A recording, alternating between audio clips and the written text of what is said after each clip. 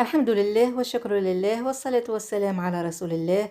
اللهم صل وسلم على سيدنا محمد وعلى آله وصحبه أجمعين. شنو أحوالكم؟ إن شاء الله تكونوا بخير، إن شاء الله تكونوا في صحة وفي فرحة وفي سعادة دائمة، آمين يا رب العالمين.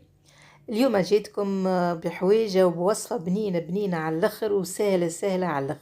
لا لحم لا دجاج لا حوت. اليوم باش نعملوا البوتانسكا. وصفة بنينة بنينة على الآخر، أكيد باش تعجبكم وباش تعجب صغيراتكم وتوليوا ديما ديما تعملوها. ان شاء الله يا ربي فيديو اليوم يعجبكم، ان شاء الله ينال رضاكم، ان شاء الله تحطوا له برشا برشا جمال، ونخليكم مع التفاصيل. اول حاجه خديت لهنا كما شفتوا راس بصل متوسط باش نرحيه في كرحال عجيبه هكيه اللي ديما نوريها لكم ونقول لكم الا مازال مشراش منها يشري. يعني عندي هذه التسمى كبيره شويه كي باش نرحي بزايد خضره، وعندي الاخرى الصغيره متاع الثوم. كما شفتوا لهنا راس بصل متوسط هكايا رحيته باش نحطه توا في الطنجره اللي باش نطيبه فيها الصلصه متاع المكرونه. وكما شفتوا على جنب الاخر حضرت 5 كعيبات طماطم كيف كيف زاد باش نرحيهم في نفس الرحاء باش تبدا الصلصه متاع المكرونه متاعنا ما فيهاش هكا حاجات ملقشه كيما مثلا البصل ولا الطماطم. احنا نبداو مرحيين بالباهي. كما شفتوا لنا كعبه الطماطم نحيت لها من الفوق كي من شيره العنقود ورحيتهم بالطريقه اللي شفتوها في الرحاء هذه.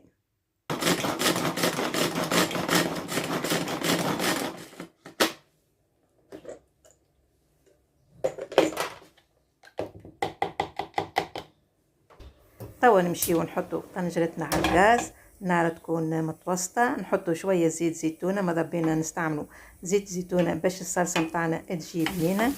نخليو البصل هيك يتقلد شوية ويشكشك شوية ويسيب المطعم متاعو والبن متاعو في وسط الزيت، ونحطو توا الطماطم،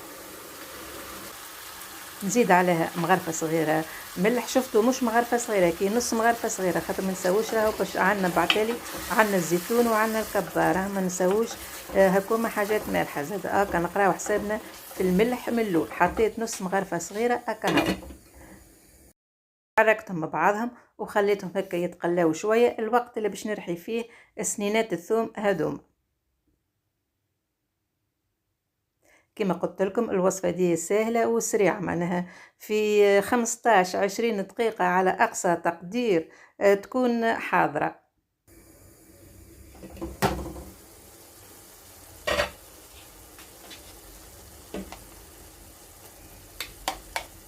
نحط من الأولى 2 مغرفات ثوم مع الطماطم، خليهم كاكا يشكشكوا ويتقلاو مع بعضهم مدة 5 دقائق كاكا، وديما على نار متوسطة. كما شفتوا هكا على الجنب الآخر متاع الغاز حطيت الماء يغلي للمكرونة.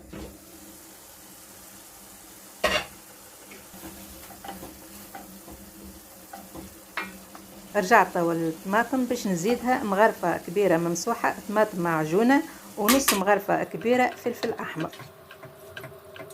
نحلهم توا بشوية ماء سخون ونخلي الطماطم تزيد تتقلى مدة 5 دقائق أخرين.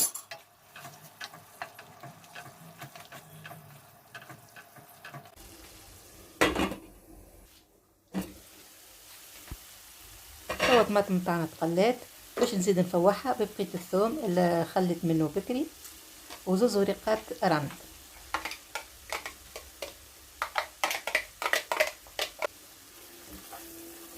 الكمية هذه متاع الطماطم واللفاحات اللي وريتهم لكم والثوم وكل متاع بين 250 ل 300 جرام مكرونة، ما تحطوش برشا باش ما تجيش شايحة المكرونة.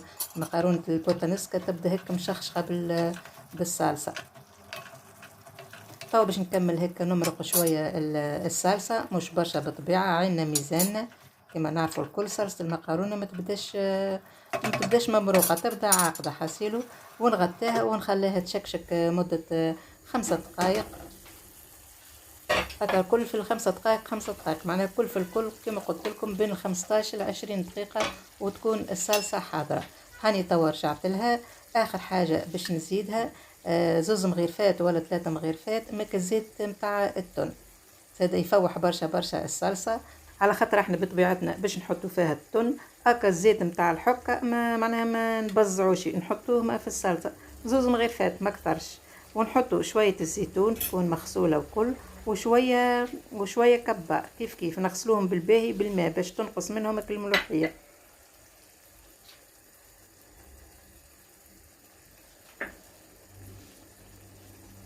نزيد نفوح بنص مغرفة صغيرة فلفل اكحل، ونعمل لهم تحريكة ونزيدهم دقيقتين ولا 3 دقائق يشكشكوا، ونطفي على الصلصة وتكون حاضرة. وفي الوقت هذايا تكون زاد المقارونة متاعنا كملت تصمت وطاب.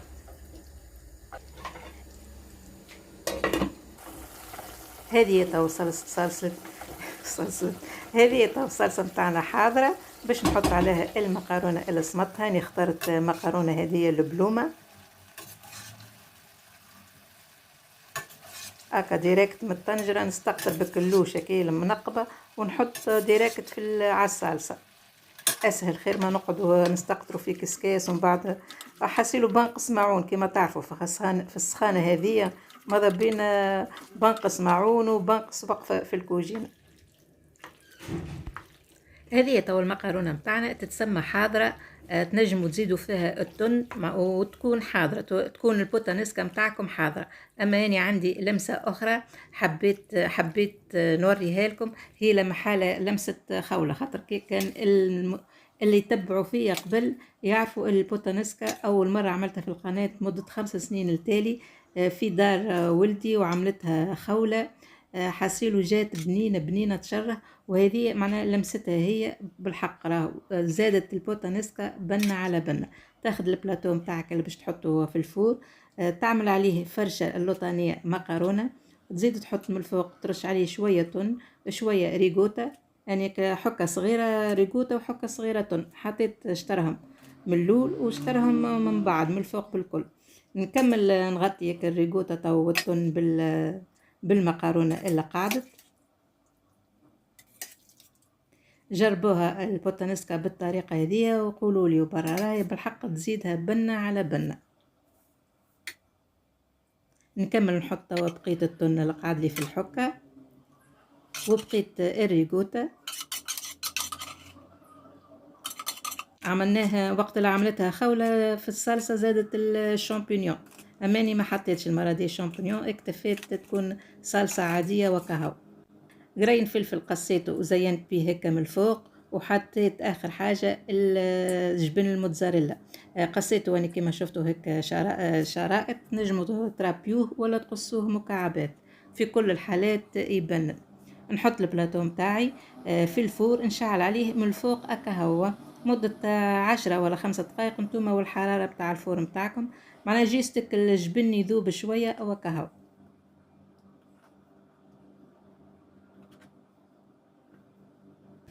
وهذه هي البوتانسكا متاعنا حاضرة. اش باش نحكي لكم على البنة واش باش نحكي لكم على الطعم البنين، حاجة روعة. نحبكم اعملوها وقولوا لي بالحق راهي بنينة تجي تصلح تعملوها في الفطور ولا تعملوها في العشاء، خفيفة راهي تتاكل على الشبع بصراحة. هاني حطيت صحين باش نفطروا وصحة وبشفاء ليا، وانتم زاد اعملوها ان شاء الله صحة وبشفاء لكم ان شاء الله. يا ربي فيديو اليوم عجبكم، ان شاء الله يكون رضاكم، ان شاء الله حطيتوا له برشا جماد. ما تنسووش اللي دخل قناتي اول مرة وعجبوا المحتوى متاعها يشترك فيها ويفعل الجرس باش كل مرة ونهبط فيديو جديد يوصلوا الاشعار. وكها ونخليكم على خير، ان شاء الله نتقابلوا في الفيديو الجاي وبسلامة.